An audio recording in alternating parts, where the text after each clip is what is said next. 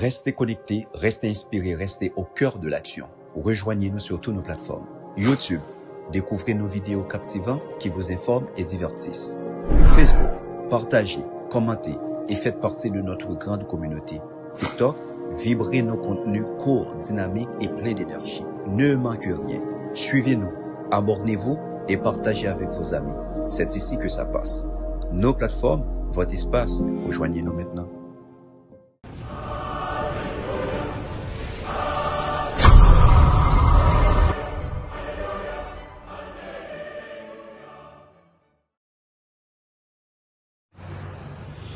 Amis, auditeurs, auditrices, téléspectateurs, téléspectatrices de la radio, télévision, nourriture spirituelle, RTNS, frère Maxime, jeudi, c'est 7 février 2025, émission Panois, rubrique La vie des saints, Rivière la Caille.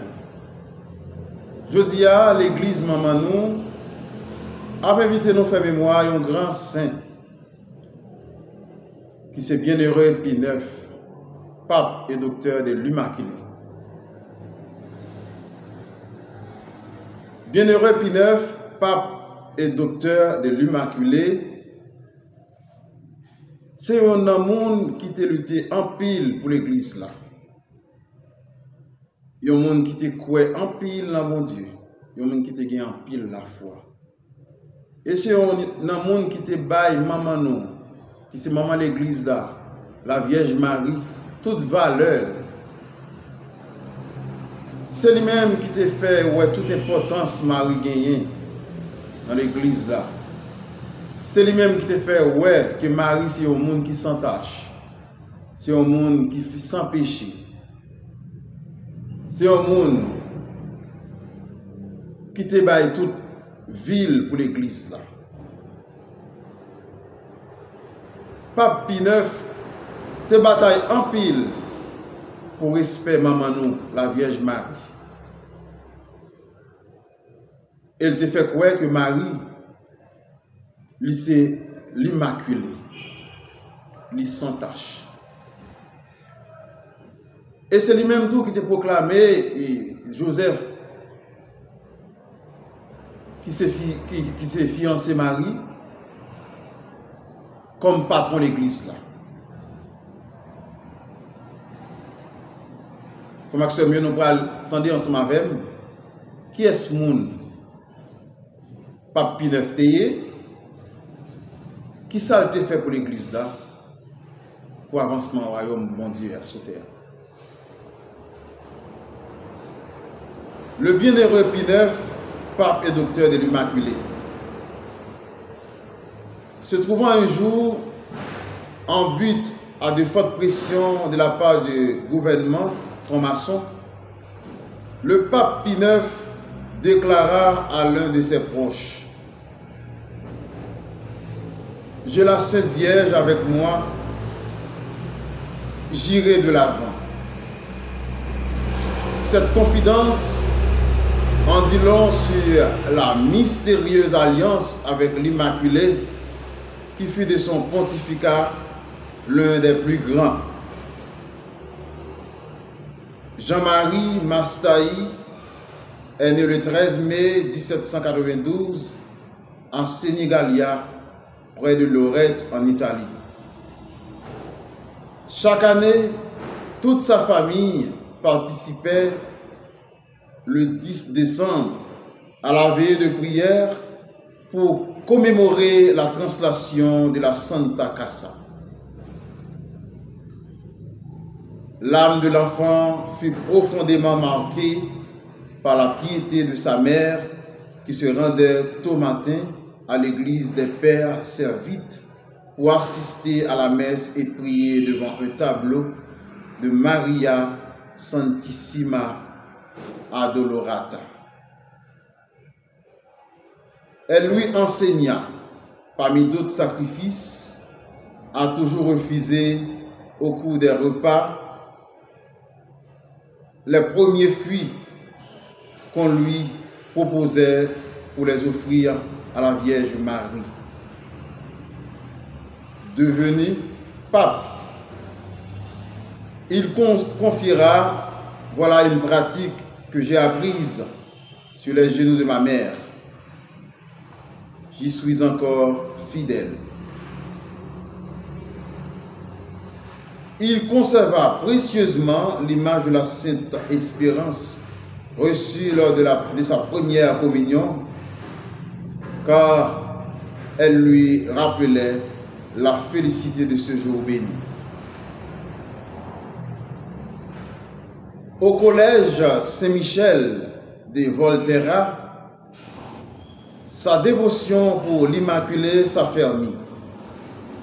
Dès nos plus tendres années, écrira-t-il, nous n'avons rien eu de plus cher, rien de plus précieux que d'honorer la bienheureuse Vierge Marie d'une piété particulière, d'une vénération spéciale et du dévouement le plus intime de notre cœur, et de faire tout ce qui nous paraîtrait pouvoir contribuer à sa plus grande gloire et louange et à l'extension de son culte. En 1815, Jean-Marie Mastahi ambitionna d'entrer dans la garde noble reconstituée. Mais il souffrait depuis plusieurs années d'une grave infirmité. Un soir de novembre, le carrosse du cardinal Gregorio Fontana s'arrêta brusquement devant un corps étendu sur le pavé. Le prélat s'aperçut avec stupeur qu'il s'agissait du jeune Mastahi, frappé d'une crise d'épilepsie. Quelques semaines plus tard, Jean-Marie, accablé, se rendit en pèlerinage au sanctuaire de Lorette pour épancher son âme dans le cœur de celle qui sera toujours sa force. De ce pèlerinage date la guérison effective et définitive de sa terrible maladie. Après ce miracle qu'il avait délivré de son infirmité, il considéra ces longues années d'épreuve comme la marque d'une bienveillante attention à la divine providence. Car cette maladie, en l'écartant de la société jusqu'à l'âge de 26 ans, avait préservé sa jeunesse des périls du monde. Pendant sa préparation au sacerdoce, il prend en charge les orphelins, apprentis ou petits ouvriers de l'hospice Tata Giovanni. De tout son cœur, qu'il avait si bon, il se penche sur la misère de ses enfants avec une totale abnégation. Ordonné prêtre le 10 avril 1819, il manifeste un tel zèle en toutes sortes d'œuvres de piété et de charité qu'on l'appellera bientôt Saint-Philippe Néri ressuscité. Aussi est-ce un déchirement d'avoir acquitté ses chers pauvres pour accomplir une mission pontificale au Chili. Sacré évêque de Spolète, en avril 1827, il touche les cœurs par sa prédication.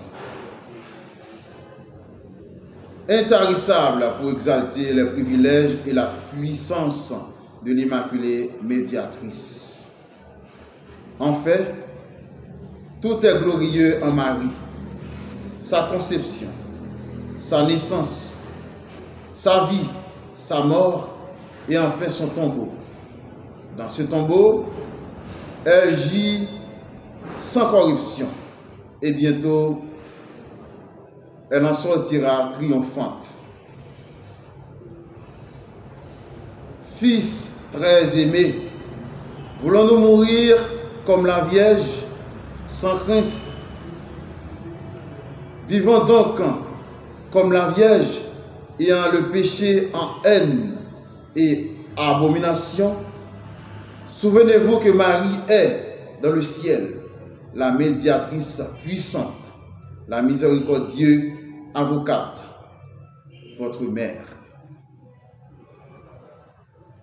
Le pape Pie IX proclama les dômes de l'Immaculée Conception par la bulle Ineffabilis Deus en la basilique Saint-Pierre le 8 décembre 1854.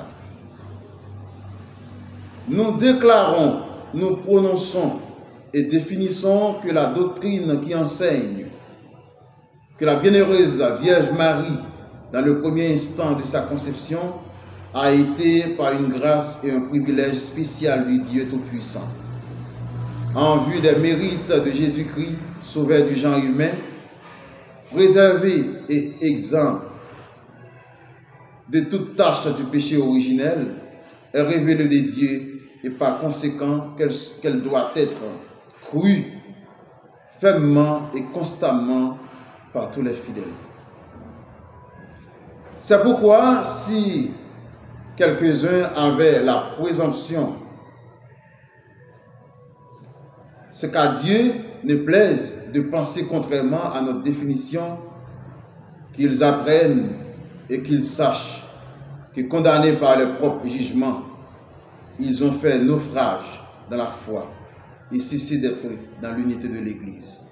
Et que de plus, il encourt par le fait même les peines de droit s'il ose exprimer ce qu'il pense de vivre, voir, ou par écrit, ou de toute autre manière extérieure que ce soit. Aux heures les plus tragiques, le pape Pie IX venait implorer le secours de l'Immaculée devant la représentation de la grotte de l'Aude, édifiée sur son ordre dans le jardin du Vatican. Lorsqu'en février 1874, Monseigneur l'Ingénieux lui offrit un cadre de bronze doré enrichi de 5 émaux représentant l'apparition et le sanctuaire de l'Aude, le pape, en contemplant l'Immaculée, confia à l'évêque: voilà toute mon espérance, car des espérances humaines, il n'y en a pas. Salue donc, étoile de la mer, salue donc, mère de notre Dieu, Marie toujours vierge, Marie, porte heureuse du ciel. Je le mettrai dans mon oratoire, là où je vais plusieurs fois chaque jour adorer les divins sacrements. Et si mon âme est désolée, s'il me semble que Dieu est sourd à notre voix, je lèverai mes yeux vers l'Immaculée. Elle priera avec nous, elle priera pour nous. Quand Monseigneur l'Ingénieux quitta l'évêché de Tarbes pour l'archevêché de Reims, le pape lui dit: mon fils, nous sommes soldats et il faut aller au poste où il y a le plus à combattre. Vous l'aimez bien, notre bonne mère, la Vierge Marie. Ayez donc confiance. Moi, elle me soutient. Elle ne vous abandonnera pas.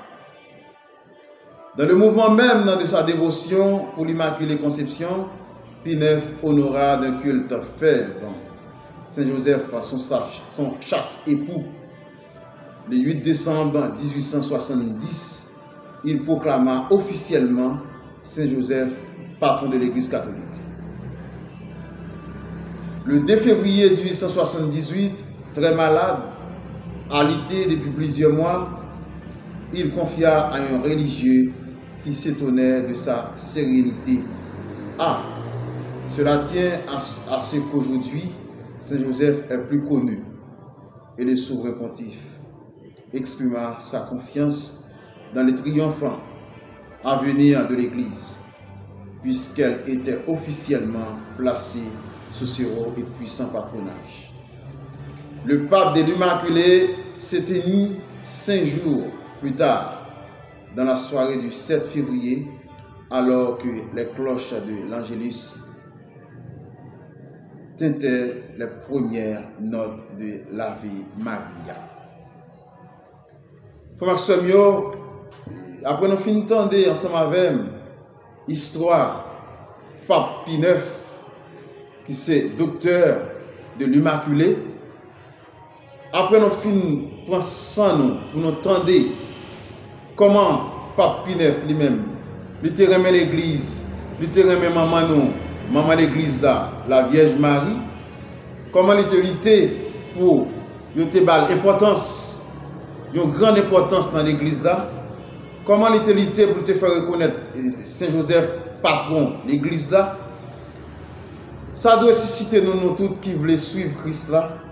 Ça doit nous plus la foi, plus courage, plus détermination dans le travail de l'église là, dans le travail bon Dieu confié nous.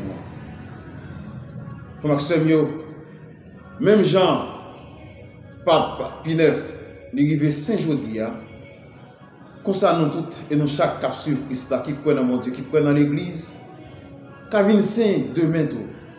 C'est ça bon Dieu a demandé nous, pour nous faire plus confiance, pour nous mettre plus la foi nous dans lui.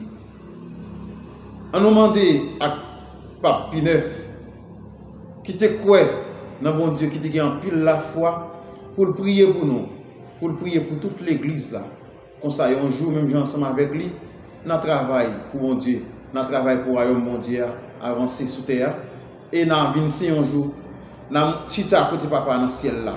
Nous avons fait louange à compliment et nous avons fait place pour notre frère et soeur. Déjà, je souhaite une bonne écoute et bonne méditation avec Pape Pie IX.